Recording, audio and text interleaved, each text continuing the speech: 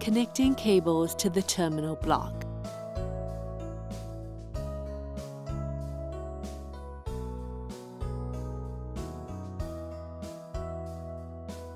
Loosen the cable glands. Route communications cables through the cable glands.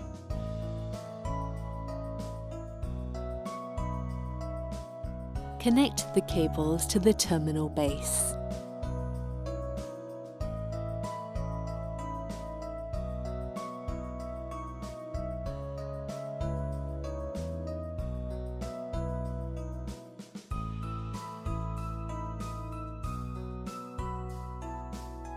Install the base on the terminal block.